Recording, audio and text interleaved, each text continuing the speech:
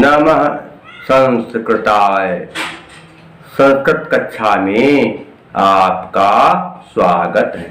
मैं प्रतीत Ram Verma, assistant professor, Shri Gandhi महाविद्यालय, सिधौली, सीतापुर। आज मैं आपको बीए भाग 1 संस्कृत के अंतर्गत अभिज्ञान शाकुंतलम पढ़ाने जा रहा हूँ। पिछले अंक में मैंने आपको बताया था कि महाराज दुष्यंत एक हिरण के बच्चे का शिकार करने के लिए उसका पीछा कर रहे थे। हिरण अपनी जान बचाने के लिए तेजी से भाग रहा था। अचानक रास्ते में 2 तपस्वी आकर खड़े हो गए और हाथ उठाकर राजा से कहा, राजन, ये आश्रम का मृग है, इसे मत मारिए, इसे मत मारिए। ये सब पिछली बातें थोड़ा बताना जरूरी है, इससे आपका ध्यान बना रहे कि क्रम बना रहे, क्रमबद्धता बनी रहे। तपस्वी राजा के सामने आ गए और हाथ उठाकर राजा कहा, हे महाराज, ये आश्रम का हिरण है, इसे मत मारिए, इसे मत मारिए। तपस्वी राजा दुष्यंत से कहने लगे कि हे महाराज, न खलु न खलु न खलु न खलु बाणः सन्निपात्यो अयमस्मिन्। न खलु बाणः सन्निपात्यो अयमस्मिन्। मृदुनि मृग शरीरे तुलरासा विवाग्निः। क्ववत हरिका नाम जीवितं चातिलोलम।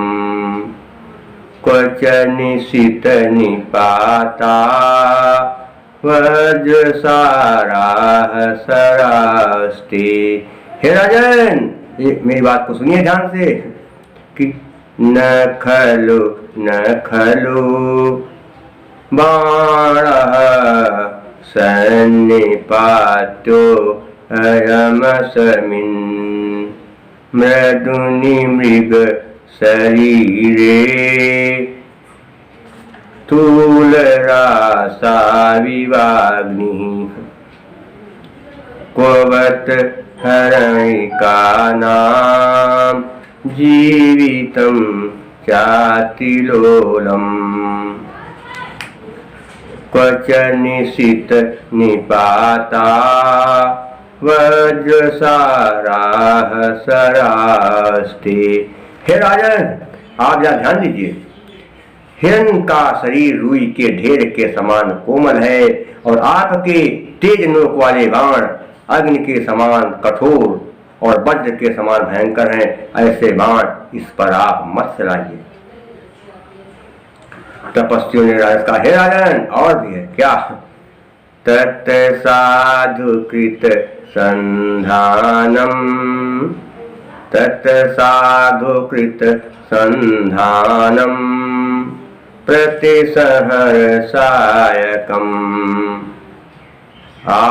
आर्तत्राणाय वह शस्त्रम न प्रहर्तुमनागसी।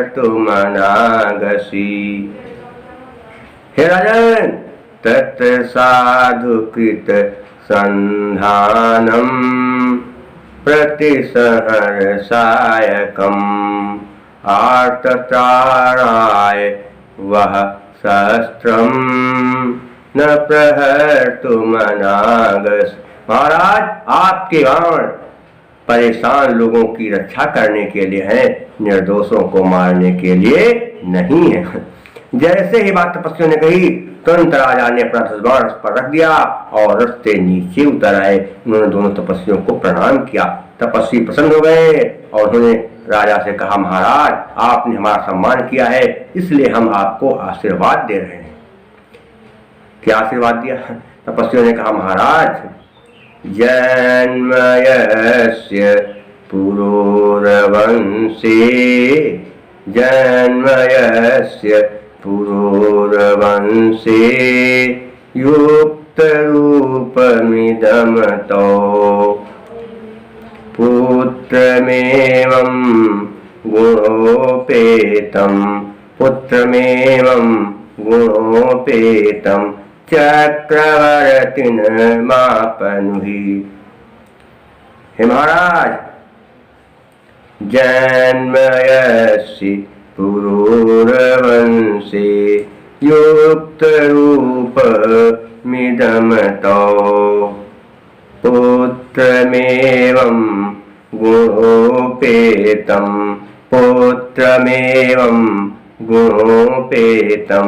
चक्रवर्तिनमापनुहि। महाराज आपका जन्म पूर्ववंश में हुआ है, इसलिए हम आपको आशीर्वाद देते हैं कि आप अपने जैसा ही चक्रवर्ती पुत्र प्राप्त करेंगे।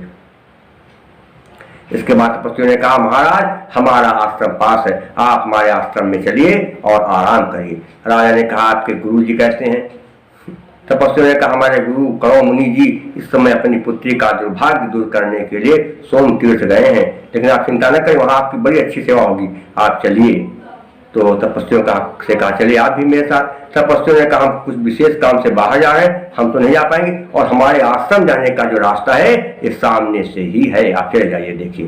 राजा ने कहा, ठीक। और राजा फिर रथ पर सवार होकर कुछ दूर गए, और जब आश्रम आ गया तो राजा ने अपने सारथी से कहा कि हे सारथी, अब तुम रथ यहीं रोक दो।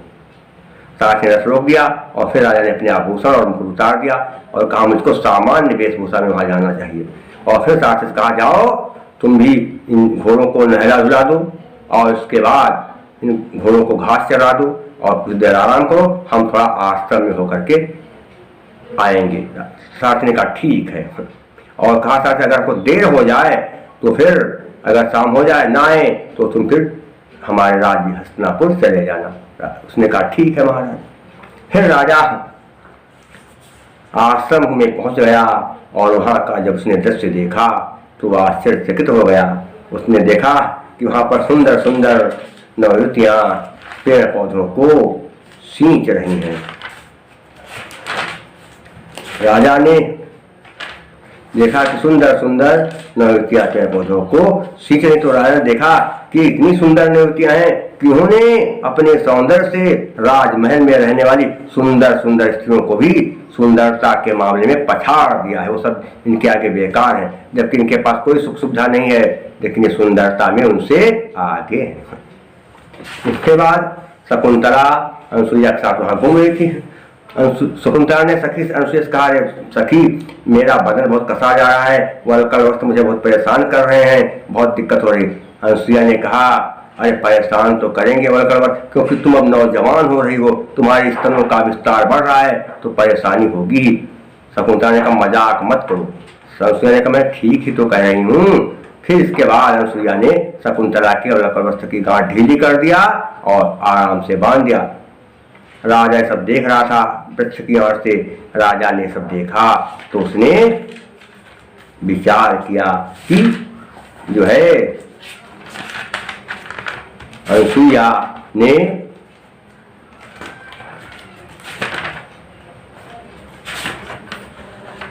शकुंतला की एक गांठ ढीली की, लेकिन ये सब दोनों नवयुवतियां जो हैं बड़ा मेहनत कर रही हैं, और इसमें एक शकुंतला ये भी पता लग गया है, तो इसके पिता कणव मुनि बड़ा अन्याय कर रहे हैं इसके साथ। इतनी सुंदर है, इसके साथ ऐसा उनको नहीं करना चाहिए।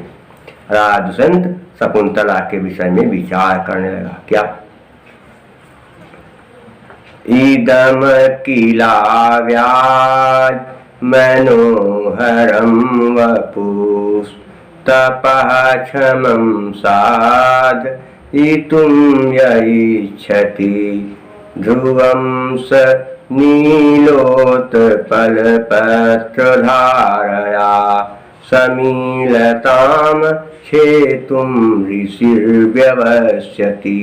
इदम माने यह किल, मैं स्वाभाविक रूप से अव्याज मने बिना बनावट के, बहाने के, मनोहरम सुंदर है वपुः शरीर, इसका शरीर बिना किसी बनावट के ही सुंदर, बड़ी सुंदर है।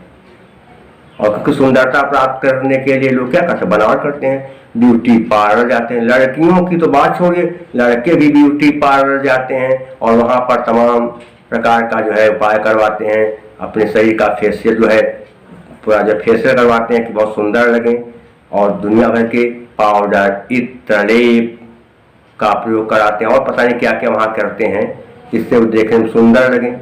सुंदर बनने के लिए तमाम सभी लोग प्रयास करते हैं कि हम सुंदर दिखें समाज में, क्योंकि सुंदर अगर होंगे तो सब लोग हमसे बोलेंगे प्यार से, सब लोगों को बैठाएंगे प्यार से, बोलेंगे, बात करेंगे। इसलिए प्रत्येक व्यक्ति सुंदर बनना चाहता है, क्योंकि सुंदरता में आकर्षण होता है।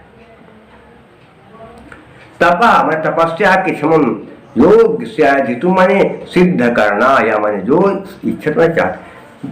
इस शकुंतला का शरीर स्वाभाविक रूप से सुंदर है, लेकिन जो इसके शरीर को तपस्या के योग्य सिद्ध करना चाहते हैं या बनाना चाहते हैं, वो क्या कर रहे हैं, ध्रुवम निश्चय ही समन्वा नीलोत्पल पत्र धारा, नील कमल के पत्ते की धार से समीलताम, समीलता को छेद तुम काटने का, ऋषि नहीं है, ऋषि व्यवस्थित माने प्रयास कर रहे हैं।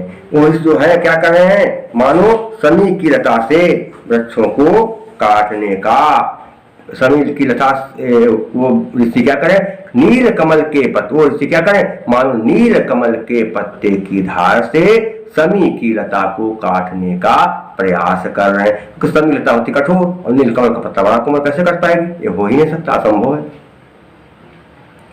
तो पूरा क्या गया कि इस शकुंतला का शरीर स्वाभाविक रूप से सुंदर है और इसके शरीर को इसके पिता तपस्या के योग्य बनाना चाहते हैं, और ऐसा करके हो मानो नील कमल के पत्ते की धार से समी की लता को काटने का प्रयास कर रहे हैं। ये देखिए, क्रियाव्याज किलधन अव्याज अकः सवर्णे दीर्घ, मनोहरों में बनेगा समास, मनोहरम वपु यस्या सा बहुव्रीहि समास, सारितुम में तुमुन प्रत्यय, नीलोत्पल में नील धन उत्पल आदुना से उका बना, और नीलम च तत् उत्पलम कर्मधारय समास है। और धारा में टाप प्रत्यय, ऋषि धारा और लता दोनों में टाप प्रत्यय, खेतुम में तुमुन प्रत्यय, ऋषि में घी प्रत्यय। अलंकार कौन सा अर्थ हो जाएगा, ऋषि शकुंतला को तपस्या के बनाना चाहते हैं, क्यों बनाना चाहते हैं, और समी की लता को नीलकमल के पत्ते से काटने का प्रयास करें, क्यों करें, कार्य तो है लेकिन कारण का अभाव है, इसलिए विभावना अलंकार क्या बनेगा, क्रियाया प्रतिषेधे फल व्यक्तिर्विभावना, और जतौ तु वंशस्थ मुदीरितम जरो, वंशस्थ छंद है और प्रसाद गुण वैदर भी रीत है। शकुंतला बेचारी परेशान थी, बता चुके पहले, उसको वल्कल वस्त्र कसे थे, उसने अनुसुईया से कहा कि मेरे वल्कल वस्त्रों को ढीली कर दो, तो अनुसुईया ने शकुंतला के वल्कल वस्त्रों को ढीला कर दिया। राजा ने सब देखा और फिर राजा विचार करने लगा, क्या करना चाह कि इदम उपहित सूक्ष्म ग्रंथिना इस कंध देशे स्तन युग परिणाच्छादिना वल्कलेन वपुरभिनवमस्या पुष्यति स्वामन शोभां कुसुमैव पिनद्धं पांडुपत्रोदरेण। इदम मन या उपहित माने बांध दिया है, सूक्ष्म मन महीन ग्रंथिना गांठ से, इस कंध दे से कंधे पर, स्तन युग दोनों स्तन, परिणाह होता है विस्तार को, आच्छादना ढकने वाले, वल्कलीन वल्कल वस्त्र से, वल्कल वस्त्र से इसके स्तनों का दोनों विस्तार ढका हुआ है। शकुंतला के दोनों स्तनों के विस्तार को वल्कल वस्त्र ने ढक लिया है, और लेकिन फिर भी इसका जो है शरीर वलकल वस्त्र से ढका हुआ है। इसके कंधे पर अनुसुईया ने बहुत ही महीन गांठ बांध दिया है। ऐसी स्थिति में क्या हो रहा है?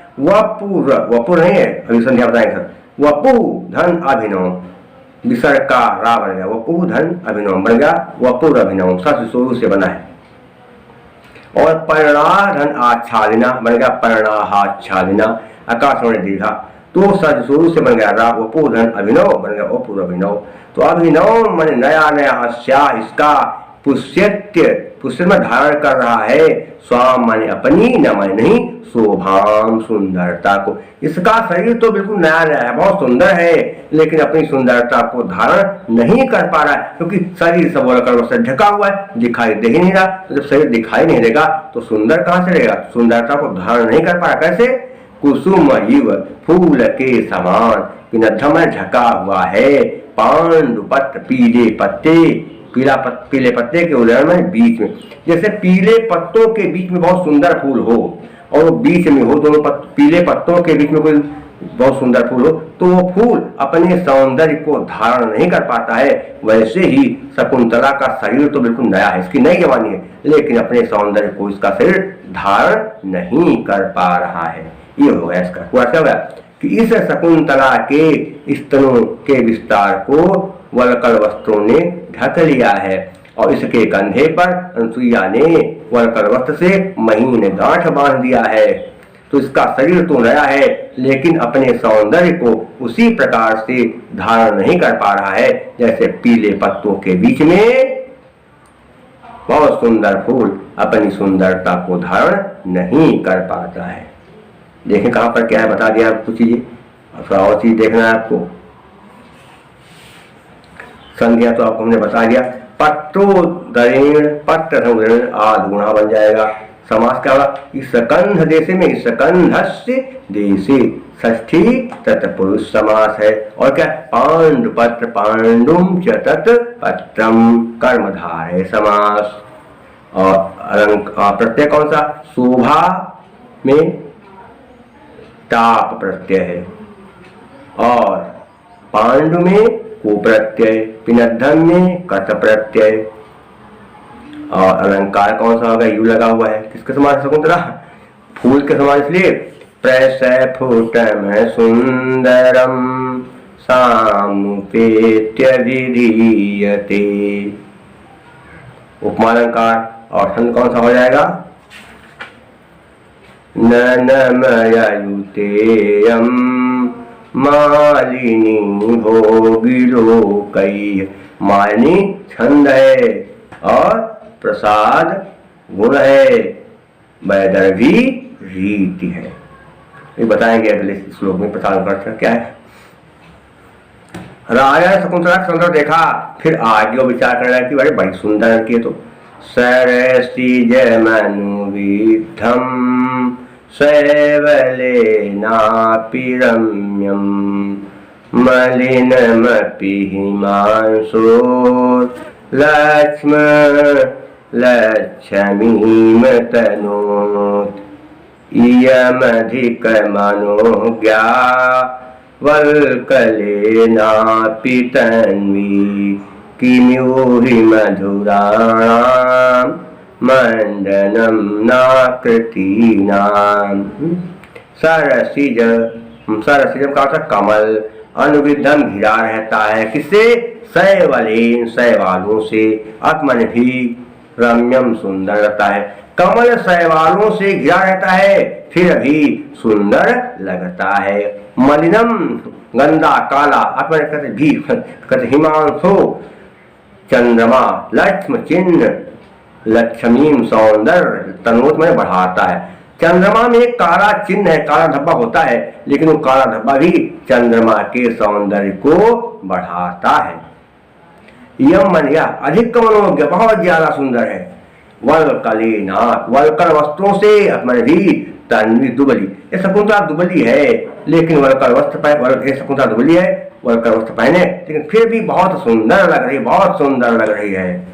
इसलिए कि मैंने कौन सी ही, मैंने क्योंकि मधुरा नाम हृदय हारी, हृदय को जीत लेने वाली मंडलम माने आभूषण नाम है नहीं, आकृति नाम शरीरधारियों के लिए। जो सुंदर शरीर वाले लोग होते हैं उनके लिए कौन सी वस्तु आभूषण नहीं बनती है। वो चाहे जो पहन ले, चाहे जो लगा ले, उनके लिए सब कुछ अच्छा लगेगा, सब उनके सिर पर जमेगा, वो सब जो है बहुत सुंदर लगेंगे। क्या होगा कि कमल शैवालों से घिरा रहता है, फिर भी सुंदर लगता है। चंद्रमा में काला चिन्ह होता है, लेकिन वो काला चिन्ह भी उसके सौंदर्य को बढ़ाता है। यही शकुंतला वलकर वस्त्र पहने है, दुबली है, लेकिन फिर भी बहुत ज्यादा सुंदर लग रही है। अरे ज्यादा क्या बताएं, क्योंकि जो सुंदर शरीर वाले लोग होते हैं वो कुछ भी पहन लें, कुछ भी धारण करें, उनके लिए सारे जो है आभूषण वस्त्र कुछ भी हो, सब उनके लिए आभूषण बन जाते हैं और सब कुछ उनके ऊपर जमता है, फवरता है। देखिए कहा क्या है, शैवलेन धन अति बन गया, शैवलेन शैवलेनापि आकाशवर्णे दीर्घा, दो आ मिले बन गया। और क्या हिमांशो लक्ष्मी, हिमांशो धन लक्ष्मी, सरस्वरू से विसर्गकारा बन गया। वलकलेनापि, वलकलेन धन अति आकाशवर्णे दीर्घा, दो आ मिलकर बड़ा बना। नाकृति नाम में भी आकाशवर्णे दीर्घा है। हिमांशु में क्या बनेगा, हिमांशु में बनेगा हिमा अंशो यशिषा, बहुव्रीहि समास बन जाएगा। अधिक मनोज्ञा कितनी सुंदर है, बहुत ज्यादा। अधिका चसा मनोज्ञा, कर्मधारय समास बन जाएगा। और तन्वी स्त्रीलिंग विशेषण हो, अंत में बड़ी की मात्रा हो, तो फिर वहां पर अंगीस प्रत्यय हो जाए। मोटी, पतली, काली, दुबली, नाटी, ये सब हो, पतली, ये सब शब्द हो तो क्या होगा, अंगीस प्रत्यय। मंडनम में क्या बनेगा, लुट प्रत्यय। और लक्ष्मी में अंगी प्रत्यय, इस तरह से प्रत्यय है। और जो पहले बात कही गई उसका समर्थन कर दिया, इसमें क्या होगा, अर्थांतर न्यास अलंकार। क्या बनेगा, सामान्यम वा विशेषो वा तदन्येन समृध्यते यत्तु सो अर्थान्तरन्यासः साधर्मेण तरेण वा। अर्थांतर न्यास अलंकार है और विभावना भी है।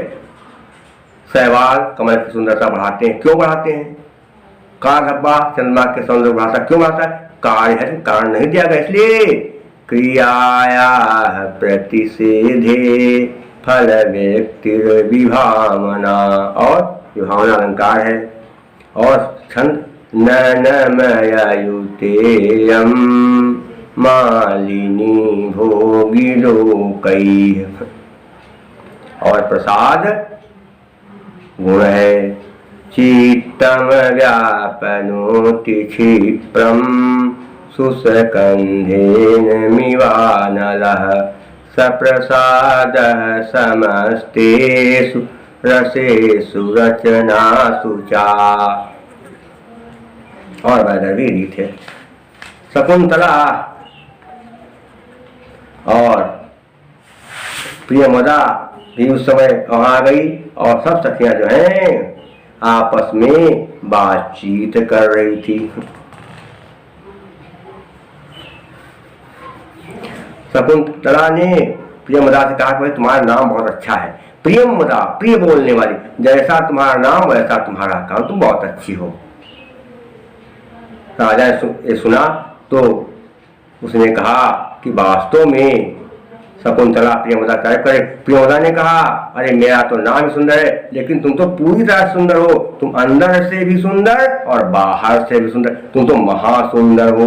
राजा ने कहा, प्रियमदा भी ठीक करी। और फिर राजा शकुंतला के विषय में विचार करने लगा। क्या कर रहा है, क्या शकुंतला को देखकर राजा विचार करने लगा। क्या कर रहा है कि अधर किसलय रागः कोमल बिट पानु कारिणो बाहु कुसुममिव लोभनीयं यौवनमंगी सुसन्नद्धम्।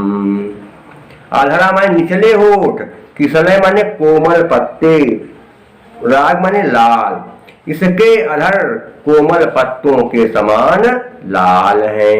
और क्या है, कोमल बिटप माने पेड़, अनुकारण डालियां, बाहु, इसकी भुजाएं डालियों के पेड़ों, इसकी भुजाएं पेड़ों की डालियों के समान कोमल हैं। कुसुम म्यू लोभनियम, फूल के समान, लोभनियम माने लालच पैदा करने वाला, यौनम, यौन का जवानी, अंगे अंग अंग में सन्नद्धम व्याप्त है, इसके अंग अंग में लालच पैदा करने वाला नौयौवन व्याप्त है। पूरा क्या है कि इसके अधर कोमल पत्तों के समान लाल हैं और इसकी भुजाएं पेड़ की डालियों के समान कोमल हैं और इसके अंग अंग में लालच पैदा करने वाला नौयौवन व्याप्त है। बिटपानुकारणो, यहाँ पर बन जाएगा आकाश श्रवण दीर्घा से बिटपधन अनुकारणो। और फिर किसलय रागा में किसलयु रागा, उपमान कर्मधारय समास है। और फिर सन्नद्धम में कत प्रत्यय, लोभनीयम में अनियर प्रत्यय और बाहु में उ प्रत्यय है। अलंकार प्रस्फुटम सुंदरम सामुपेत्य विधीयते, उपमा। और छंद कौन सा होगा, आर्या कैसे, यस्याह पादे प्रथमे द्वादश मात्रा तथा तृतीये अपि अष्टादश द्वितीये चतुर्थके पंच दशार्या। जिस छंद के पहले और तीसरे चरण में 12-12, दूसरे में 18 और चौथे चरण में 15 मात्राएं होती हैं, उसे आर्या छंद कहते हैं। और माधुर्य गुण है, लक्षण क्या है, आह्लादकत्वं माधुर्यम श्रृंगारे द्युति कारणम। यहाँ पर आनंद पैदा करने वाला सौंदर्य गुण, श्रृंगार रस, वहाँ पर माधुर्य गुण होता है। और वैदर क्या है, वैदर भी रीत है, लक्षण क्या है कि माधुर्य व्यंजक वर्णे रचना ललितात्मका अवृत्तिरल्प वृत्तिरवा वैदर्भीरीतिरीष्यते। वैदर्भी रीति है और केश की वृत्ति है। शेष आपको मैं अगले अंक में पढ़ाऊंगा। मेरे ये सारे व्याख्यान के वीडियो जो भी मैं पढ़ाता हूँ YouTube पर पड़े हुए हैं। आप YouTube पर जाइए और मेरा नाम प्रतीत राम, मेरा नाम क्या है, प्रतीत राम, प्रतीत राम आप जैसे सर्च करेंगे बस मेरे वीडियो आपको मिल जाएंगे। यही नहीं, मैंने YouTube पर अपनी कल कथा भी डाल दी। मैं कथा भी अकेले बैठता हूँ तो कथा बांटता हूँ, कल हारमोनियम मैं उसमें बजाता हूँ, उसमें संगीत है, आनंद आएगा आपको। तो उसमें मैंने अभी एक आदर्श पुत्र पुर की कथा डाउनलोड की है, भेज दिया है, यूट्यूब पर डाल दिया है, उसको भी आप सुन सकते हैं। 2.5 घंटे कथा है, 3 भागों में है, उसको आप सुने, आनंद आएगा। और फिर आप जो है सुने, और मुझे बड़ी खुशी होती है कि आप लोग मेरा कार्यक्रम देखते हैं। केवल 8 दिन में मेरे वीडियो को देखने वाले लोगों की संख्या 1200 हो गई है। 1000 के ऊपर बढ़ गए, 200 लोग हो गए और 1200 लोग हो गए। आप लोगों का प्यार मिल रहा है, इसके लिए मैं आपको बहुत बहुत धन्यवाद देता हूँ। मेरा मोबाइल नंबर है 798 558 7339 और मेरा व्हाट्सएप नंबर है 97 93 03 47 15 97 93 03 47 15। इस पर भी आप मुझसे जो है किसी तरह से अगर संपर्क करना चाहें तो संपर्क कर सकते हैं। तब तक के लिए